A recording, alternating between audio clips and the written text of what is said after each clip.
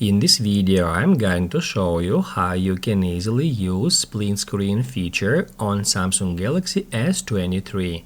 I prefer to use that feature in that exact way. I like to watch videos while I'm browsing on, let's say, Chrome web browser, and that's pretty cool feature, guys. Just be sure you watch the video to the very end so you don't make any mistakes. Let's get started, guys, and first off we need to open up the app that we wanna use at the split screen mode.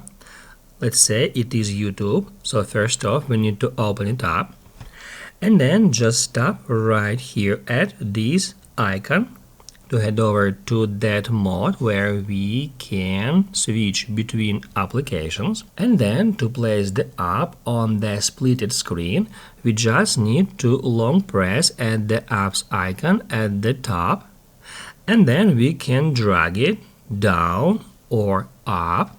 And also with YouTube app we can drop it here in the middle for pop-up view.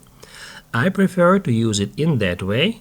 So now we can attach it here at the top of the screen, and then it allows us to select another app. Let's say I'm gonna use Chrome, and then we can adjust these window sizes in that way.